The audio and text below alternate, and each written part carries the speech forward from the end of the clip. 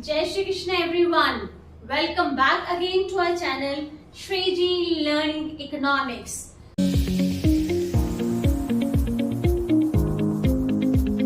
So today we will discuss about depreciation, which is very important concept while calculating numerical of national income. तो depreciation है क्या, कैसे depreciation calculate करते हैं, what are the causes of depreciation and how depreciation is different from capital loss. So here we go. क्या क्या आज हमने करना है, सबसे पहले हम करेंगे depreciation है क्या, right? फिर उसके बाद हम करेंगे depreciation कैसे हुआ, क्या रीजंस हैं, कॉजेस. उसके बाद हम करेंगे अलग अलग नाम क्या है डेप्रिसिएशन के, alternative names. Then we'll do how depreciation is different from capital loss, different from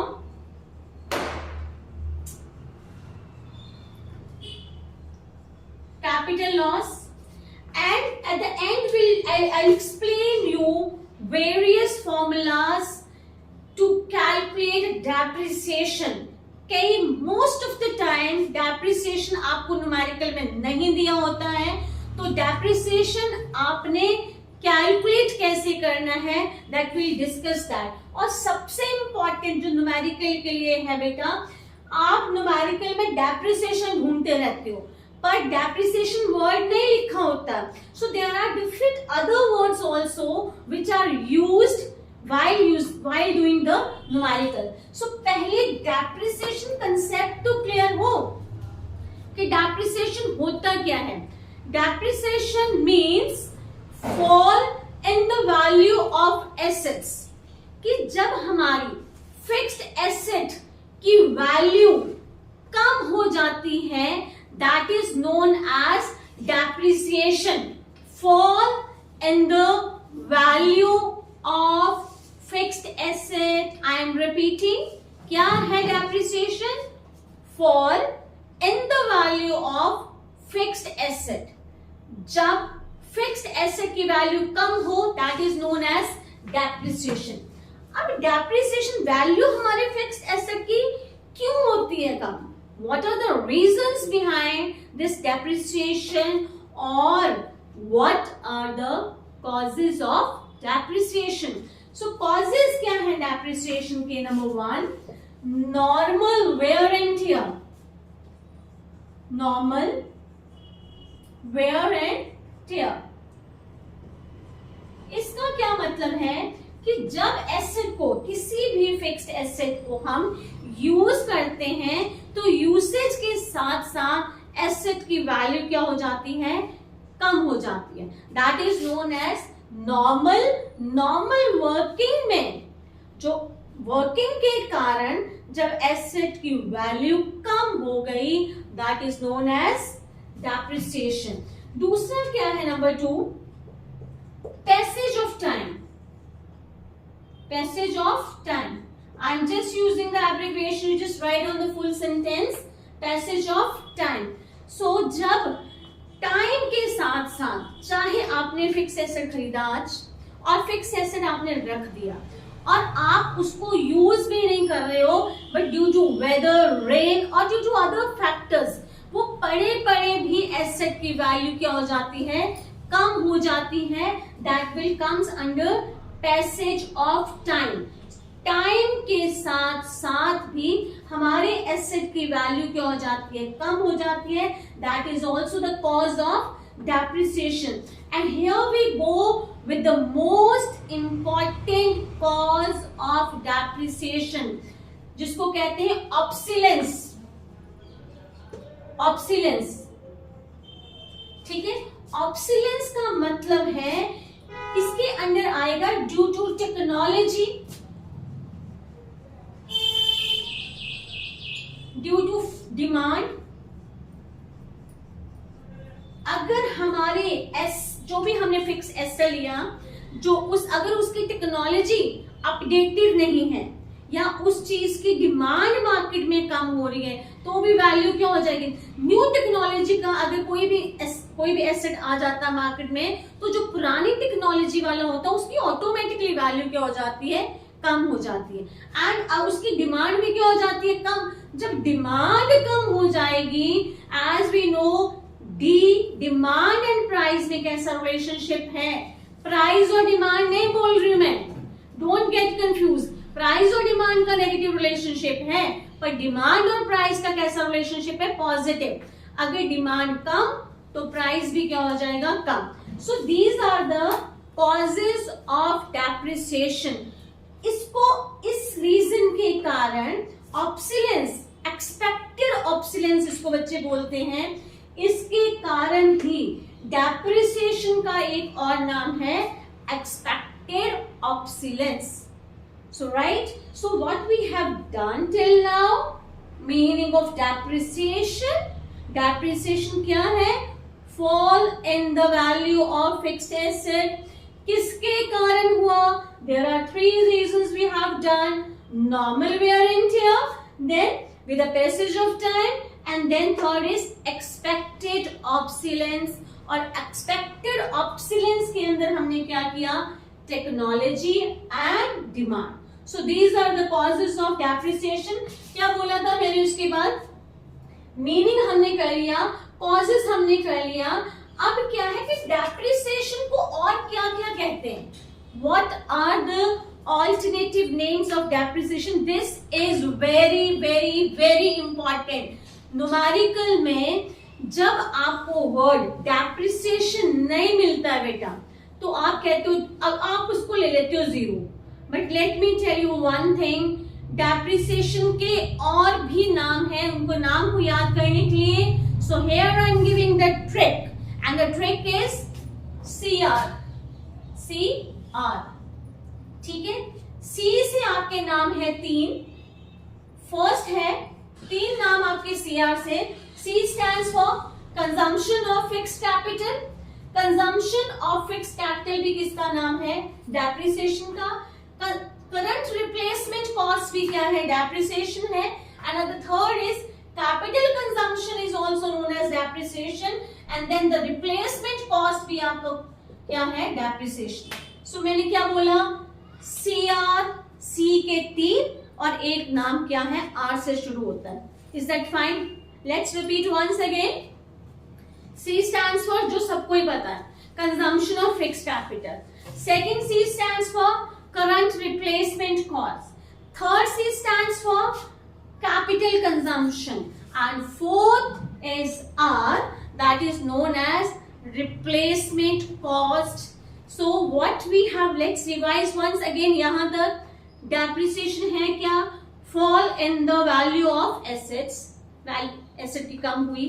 क्या कारण है, 3 reasons। 1, normal wear and tear, second, passage of time, and the third is expected obsolescence। expected obsolescence के 2 parts हैं, technology and that of demand, and then we have done the alternative name of depreciation। so CR मैंने बोल trick बताया, CR consumption of fixed capital, capital consumption, current replacement cost and replacement cost and current replacement। is that fine? अब मैं बताऊंगी आपको कि depreciation और capital loss में क्या फर्क है। क्यों? क्योंकि कैपिटल लॉस और डेप्रिसिएशन कैसे रिलेटेड है एक दूसरे से। डेप्रिसिएशन का मतलब ही क्या है, fall in the value of the assets, right. और कैपिटल लॉस में भी क्या होता है, एसेट की वैल्यू कम होती है, right. So here we go, the difference between, मैंने अभी बोला आपको डिफरेंस बिटवीन, किसके किसके बीच में डिफरेंस बताना है हमने, कैपिटल लॉस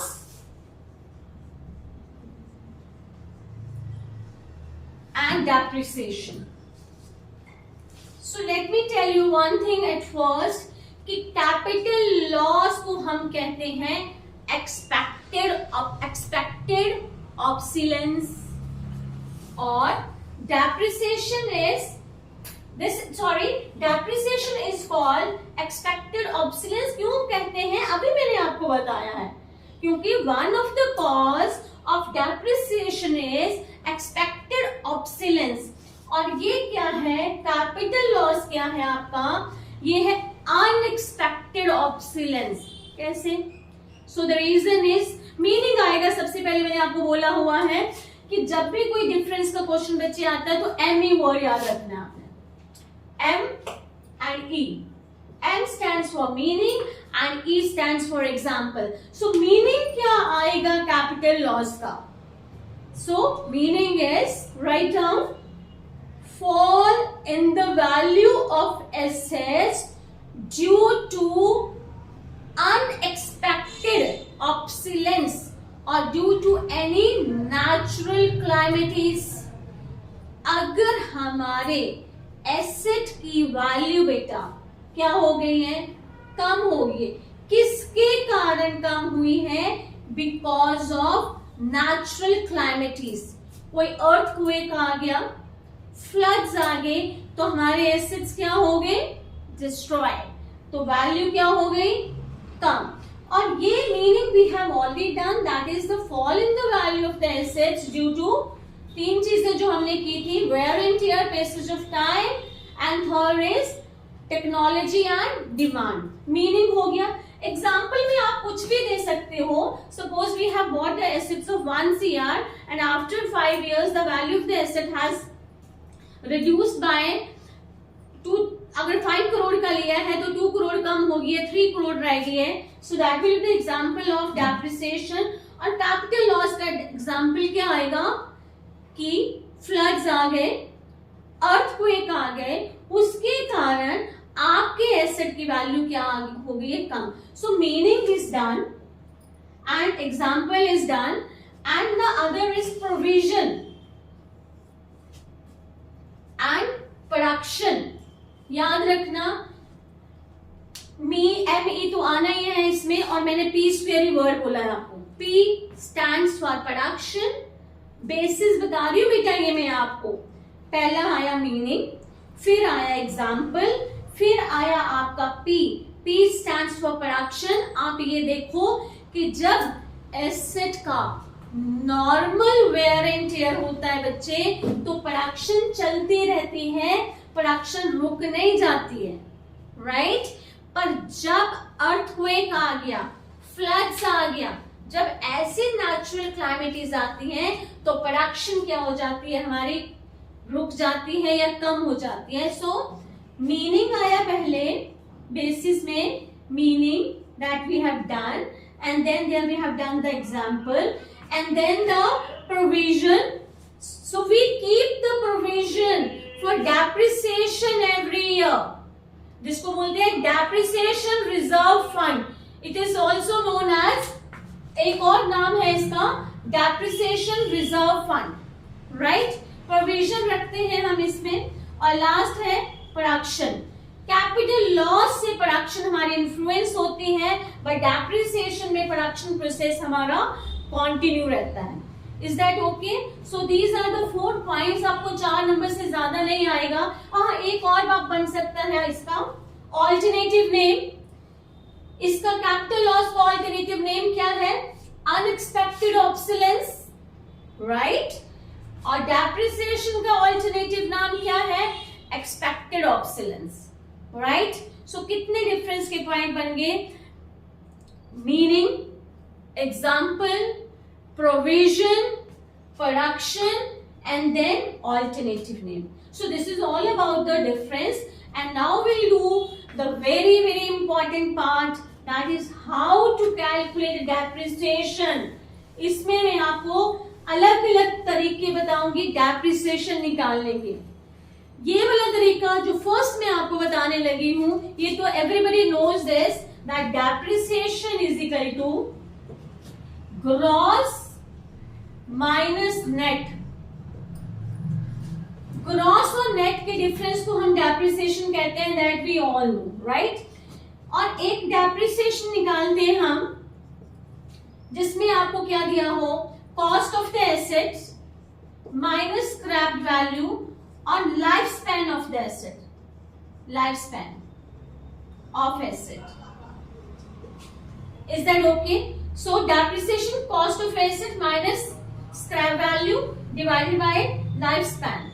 एक और जो तरीका है depreciation निकालने का, that is from gross domestic fixed capital formation. I am repeating, यहां आपको दिया है GDFCF, राइट?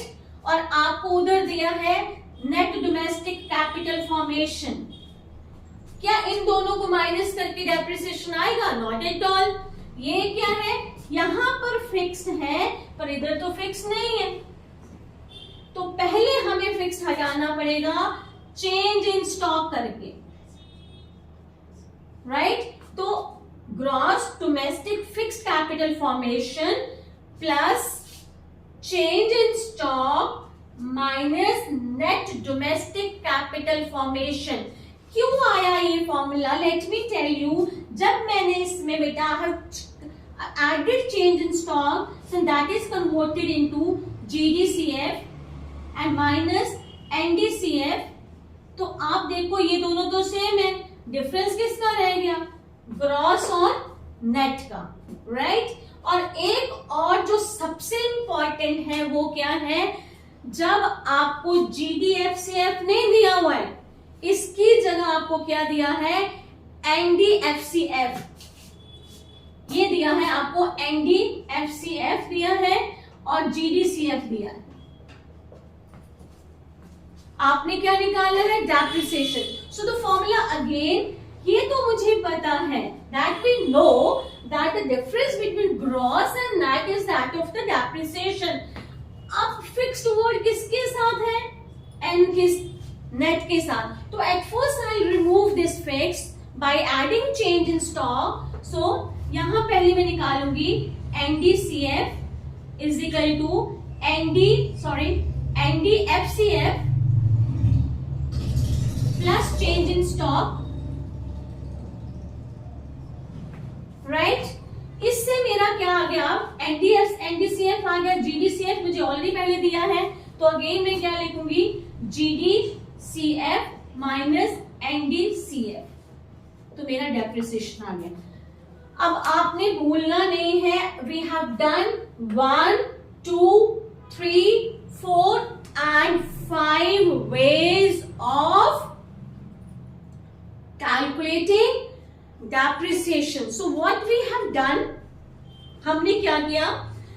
हमने सबसे पहले किया डेप्रिसिएशन का मीनिंग, फिर मैंने क्या बताया, मैंने आपको, आई टोल्ड यू कि डेप्रिसिएशन के रीजंस क्या है, what are the causes of depreciation, right? And then we have done the alternative names of the depreciation, for which I have given you the mnemonic CR. C से 3 नाम है और R से आपका replacement cost नाम है. और मैंने अभी आपको बोला reserve fund, depreciation reserve fund भी कई बार दिया होता है. So and after that we have done the difference between capital loss and depreciation. और क्या निमोनिक था उसका? मी तो आने ही आना है, साथ में मैंने बोला था P स्क्वायर, AP, A से ऑल्टरनेटिव ने, P से प्रोविजन और P से क्या था? Production, right? उसके बाद हमने किया, these are the 5 ways of calculating depreciation, जो आपके लिए बहुत बहुत बहुत इंपॉर्टेंट है while solving the numerical of any method, because this depreciation is used in all the method, चाहे वो वैल्यू एडेड मेथड हो, चाहे वो आपका इनकम मेथड हो, चाहे वो एक्सपेंडिचर मेथड हो. ठीक है? Is that clear? So this is all about the concept of depreciation and how to use this depreciation concept while calculating national income. Thank you so much. God bless you all. Jai Shri Krishna. Please don't forget to subscribe our channel Shriji Learning Economics. Jai Shri Krishna.